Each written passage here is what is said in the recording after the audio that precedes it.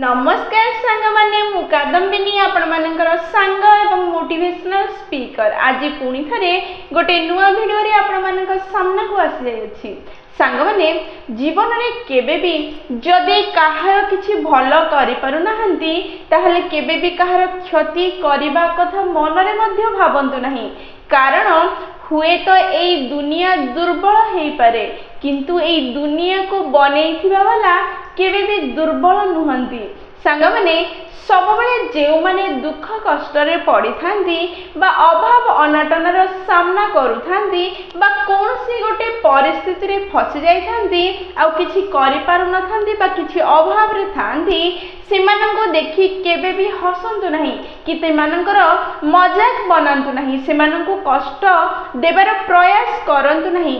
जदि आपनक द्वारा संभव ताहले सेमानंकर कष्ट दुख को टिके कमेबार प्रयास निश्चय करंतु। जदि आपनक द्वारा संभव नुह आपण सेमानंकर दुख कष्ट को कम करि पारु नाहंती ताहले सेमानंकर दुख कष्ट को बढ़ेबार अधिकार आपण मानंकर नाही। सांग माने जणे भलो मनीष सेतेबेले ही भलो हेई पारे जेतेबेले से निज सह निज परिवार एवं निज आख पाखरे थिबा लोकंकर दुख असुविधा को कमायार मनोभाव निज मन रे रखिथिबो।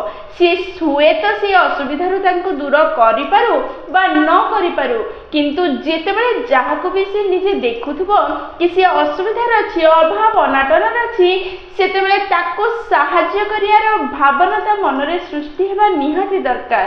एमिति भावना जे मनुष्यर मन रे सृष्टि हेथुबो ता संगे भगवान सब बळे थांती एवं ताको सब असुविधा रो हाथ दे बाहर को बाहर कर दे थांती। सांग माने जदि आपण माने भी चाहुछंती कि भगवान प्रत्येक परिस्थिति रे आपण मानक साथी रे रुहंतु एवं सब असुविधा रो आपण को हाथ दे बाहर कर दियंतु, तेबे आजिठु निज मन रे दया भाव सृष्टि करंतु। हुए तो आपण काहा को सहाय्य न करि परंतु किंतु सेमानकर क्षति करिवार भावना सेमानको दुख देवार भावना आपण को मन रे जेमि सृष्टि हेबनी से भावना आजिठु निज मन रे फिक्स करंतु। एई कथा को हमें गोटे छोट कहानी द्वारा बुझिबार प्रयास करिबा एवं निज मन रे एई गप को रखिबा एवं निज आगो को भविष्यत पई कार्य करि चलिबा। माने गोटे सुंदर शहर थिला और सेई शहर रे गोटे बापा झियो थिले। झियोटी 10th क्लास पाठ पढुथिला, बहुत भलो पाठ पढुथिला। बापा गरीब थिला, मळी मुंडिया काम करुथिला, किंतु झियो भलो पाठ पढुची जानी तार कष्टार्जित धन रे झियर पाठ पढ़ा पई पैसा खर्च करथुला। बही खाता स्कूल ट्यूशन सब व्यवस्था करथिला। सी बहुत स्नेह मध्य निज झियो को करुथिला। झियोटी पूरा मन देई पाठ पढुथिला। दिने बापा झियो को कहिला, माँ जदि तू 10th क्लास रे स्टेट को फर्स्ट आसीबू ताहले एई शहर रो सबुठु बड़ आ कॉस्टली रेस्टोरेंट रे तते पाव भाजी खुआइबी। झियो भी हसी देई कहिला कि मु निश्चय स्टेट को फर्स्ट हेबी आ तुम संगे जाई पाव भाजी निश्चय खाइबी, कारण झियर पाव भाजी बहुत पसंद थिला और से पाठ पढ़ारे लागिला। बापा ता काम रे जेतेबेले 10th क्लास एग्जाम सरिला और रिजल्ट आसीबार समय आसिला सत को सत झियोटी स्टेट को फर्स्ट होइथिला। और बापा पाखु दौड़ी दौड़ी आसी खुशी रे गले लागिला और कहिला, बाबा आज संध्या रे तुमे निश्चय मते ए शहर रो सबुठु बड़ आ कॉस्टली रेस्टोरेंट रे मते पाव भाजी खुआइबो, कारण मु स्टेट को फर्स्ट होइची। बापा भी खुशी रे पागल हो गला और झियो को स्नेह करी कहिला, निश्चय आज संध्या रे जिबा। और संध्या हैला बापा झियो मिसी शहर रो सबुठु बड़ रेस्टोरेंट रे पहुंचले। बापा झियो को देखि वेटर आसिला और कहिला, कोन ऑर्डर देबे सर? बापा कहिले, मो पई तो किछि दरकार नाही, किंतु मो झियो पई पाव भाजी ऑर्डर करंतु। ए कथा सुनी से रेस्टोरेंट रो से वेटर जनक कहिला, आपण किछि खाइबे नाही, आपण को पई कोन आनिबी? बापा जनक कहिला, ना ना मो पई किछि दरकार नाही, आजी मो झियो पई पार्टी एठी मु ताको दउछि, कारण से स्टेट को फर्स्ट हेछि। ए कथा सुनी वेटर जनक दौड़ी दौड़ी निज मालिक पाखु गला एवं कहिला, ସାର୍ ଆଜି ମୋର ଗୋଟେ ରିକ୍ୱେଷ୍ଟ ଅଛି, ହୁଏତ ଦରକାର ପଡ଼ିଲେ ମୋ ସେଲେରୀରୁ ଗୋଟେ ପାଓ ଭାଜିର ପ୍ଲେଟ୍ର ପଇସା କାଟି ଦିଅନ୍ତୁ, କିନ୍ତୁ ସେଇଠି ଯେଉଁ ବସିଛନ୍ତି ବାପା ଝିଅ ସେଇ ଦୁଇ ଜଣଙ୍କ ପାଇଁ 2 ପ୍ଲେଟ୍ ପାଓ ଭାଜି ପଠେଇ ଦିଅନ୍ତୁ। ବାପା ଜଣକ ସେଇ ଝିଅ ପାଇଁ ପାର୍ଟି ଦେଉଛି ଆଜି, କାରଣ ଝିଅଟି ଷ୍ଟେଟ୍କୁ ଫାର୍ଷ୍ଟ ହେଇଛି। ଆଉ ଯେହେତୁ ଗରିବ, ତା ପାଖରେ ବୋଧହୁଏ ପଇସା ନାହିଁ, ସେ ନିଜ ପାଇଁ କିଛି ବି ଅର୍ଡ଼ର କରୁନାହିଁ। ମୁଁ ଚାହୁଁଛି ମୋ ପଇସାରେ ତାଙ୍କ 2 ଜଣଙ୍କର ଖୁସିରେ ଆଜି 2 ଜଣ ଖାଆନ୍ତୁ ଏବଂ ପାର୍ଟି ମନାନ୍ତୁ। ଏଇ କଥା ଶୁଣି ମାଲିକ ଜଣକ କହିଲା, ଇଏ ଗୋଟେ କଥା, ଆମ ଷ୍ଟେଟ୍କୁ ଫାର୍ଷ୍ଟ ହେଇଛି, ସିଏ ତାଙ୍କ ଝିଅ ନୁହଁ, ଆମ ଷ୍ଟେଟ୍ର ଝିଅ, ଆମ ଝିଅ। ଆଜି ତାଙ୍କ 2 ଜଣଙ୍କ ପାଇଁ ପାଓ ଭାଜି ନେବୁ, ଆଉ ପଇସା ନେବୁନୁ, ତା ସାଙ୍ଗେ ସାଙ୍ଗେ 5-6ଟି ପାଓ ଭାଜି ପ୍ଲେଟ୍ ପେକ୍ ମଧ୍ୟ କରିଦେବୁ, 3-4 କିଲୋ ମିଠା ମଧ୍ୟ ପେକ୍ କରିଦେବୁ। ନିଜ ସାହିରେ ସେଇ ମିଠା ବାଣ୍ଟୁ ଆଉ ପାର୍ଟି ମନଉ, ଖୁସି ମନଉ, କାରଣ ସିଏ ତା ଝିଅ ନୁହଁ, ଆମ ଷ୍ଟେଟ୍ର ଝିଅ, ଆମ ଝିଅ। ସିଏ ଷ୍ଟେଟ୍କୁ ଫାର୍ଷ୍ଟ ହେଇଛି ମାନେ ଆମେ ଫାର୍ଷ୍ଟ ହେଇଛେ, ଆମ ଝିଅ ଫାର୍ଷ୍ଟ ହେଇଛି। ଏଇ କଥା କହି ମାଲିକ ଜଣକ ମିଠା ଆଉ ପାଓ ଭାଜି ପଠେଇଲେ। ଯେତେବେଳେ ୱେଟର ଜଣକ ଏଇ କଥା ଶୁଣିଲା ବହୁତ ଖୁସି ହେଇଗଲା, ଆଉ ଦୌଡ଼ି ଦୌଡ଼ି ଯାଉଥିଲା ସେଇ ପାଓ ଭାଜି ସେଇ ବାପା ଝିଅକୁ ଦେବା ପାଇଁ, ଆଉ ମନେ ମନେ ଭାବୁଥିଲା ମୋ ମାଲିକ କେତେ ଭଲ, କେତେ ଖୋଲା ହୃଦୟର।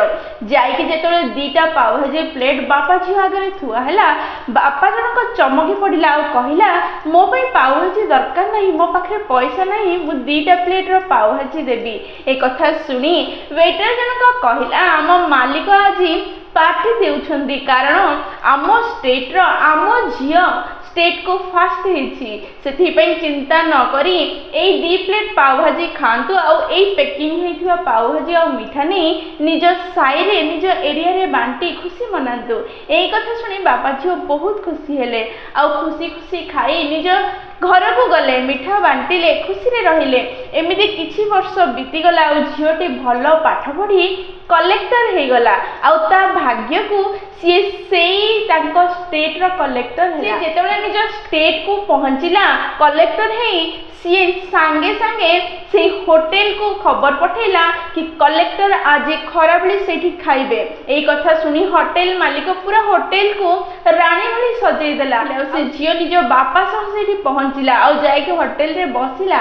ଆଉ ଯେତେବେଳେ ବସିଲା, ୱେଟର ଆସିଲା ତାର ଅର୍ଡ଼ର ନେବା ପାଇଁ, ସିଏ ତାଙ୍କ ମାଲିକକୁ ଡକେଇ ପଠେଇଲା। ଆଉ ମାଲିକ ୱେଟର ଯେତେବେଳେ ଆସିଲେ, ଝିଅଟି କହିଲା, ବୋଧହୁଏ ଆପଣ ଆମକୁ ଭୁଲି ଯାଇଛନ୍ତି, କିନ୍ତୁ ଆମେ ଭୁଲି ନାହୁଁ, ଆମେ ହେଉଛୁ ସେଇ ବାପା ଝିଅ ଯାହାକୁ 10th କ୍ଲାସରେ ଷ୍ଟେଟ୍ ଫାର୍ଷ୍ଟ ହେବା ଯୋଗୁଁ ଆପଣ ପାର୍ଟି ଦେଇଥିଲେ।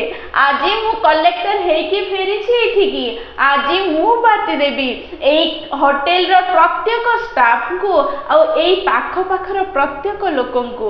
ଆପଣ ସେଇଦିନ ଯେଉଁ ଫ୍ରିରେ ଆମକୁ ପାର୍ଟି ଦେଇଥିଲେ, ଆମର ଗରିବତାକୁ ଯେଉଁ ସମ୍ମାନ ଦେଇଥିଲେ, ଆମକୁ ଯେଉଁ ସମ୍ମାନ ଦେଇଥିଲେ, ତାହା ମୋ ମନରେ ପ୍ରେରଣା ହେଇକି ରହିଲା, ଆଉ ସେଇ ପ୍ରେରଣା ହିଁ ଆଜି ମୋତେ କଲେକ୍ଟର ହେବା ପାଇଁ ବା କିଛି ବଡ଼ କରିବା ପାଇଁ ଉତ୍ସାହିତ କଲା।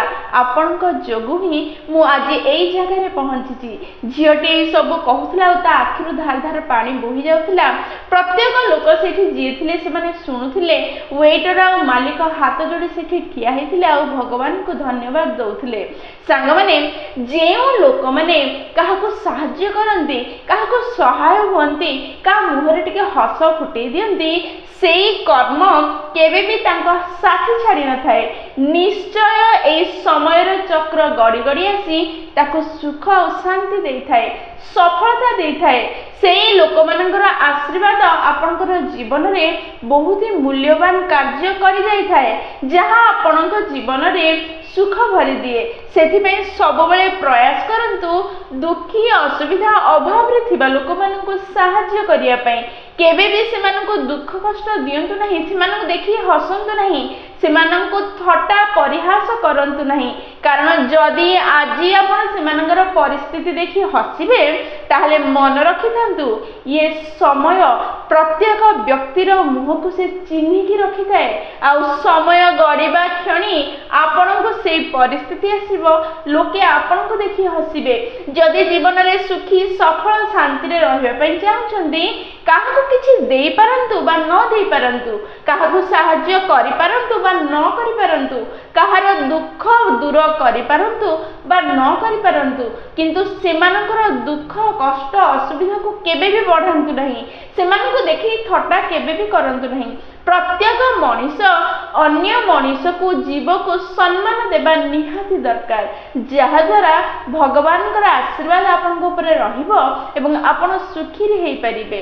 ସାଙ୍ଗମାନେ, ଯଦି ଭିଡ଼ିଓଟି ଆପଣମାନଙ୍କୁ ପସନ୍ଦ ଆସିଛି ତାହେଲେ ନିଶ୍ଚୟ ଲାଇକ୍ ସେୟାର ଆଉ କମେଣ୍ଟ କରିବେ। ଯଦି ପ୍ରଥମ ଥର ଆପଣମାନେ ଆମ ନୟନିକା ମୋଟିଭେସନ୍ ଚ୍ୟାନେଲକୁ ଆସିଛନ୍ତି ତାହେଲେ ଚ୍ୟାନେଲଟିକୁ ସବସ୍କ୍ରାଇବ୍ କରିଦେବେ ଏବଂ ପାଖରେ ଥିବା ବେଲ୍ ବଟନ୍ ଦବାଇ ଅଲ୍ ନୋଟିଫିକେସନ୍ ସେଟ୍ କରିଦେବେ, ଯାହାଦ୍ୱାରା ଯେତେବେଳେ ବି ଆମେ ଭିଡ଼ିଓ ପୋଷ୍ଟ କରିବୁ ସର୍ବପ୍ରଥମ ନୋଟିଫିକେସନ୍ ଆପଣଙ୍କ ପାଖରେ ପହଞ୍ଚିବ ଏବଂ ଆମକୁ କନେକ୍ଟ କରିଦେବ। ତାହେଲେ ମୁଁ ରହିଲି ସାଙ୍ଗମାନେ, ପୁଣି ଥରେ ଦେଖା ହେବ ଗୋଟେ ନୂଆ ଭିଡ଼ିଓରେ ନୂଆ ଟପିକ୍ ସହ। ସେହି ପର୍ଯ୍ୟନ୍ତ ନିଜର ଧ୍ୟାନ ରଖନ୍ତୁ ଏବଂ ବହୁତ ଖୁସିରେ ରୁହନ୍ତୁ। ଜୟ ଜଗନ୍ନାଥ।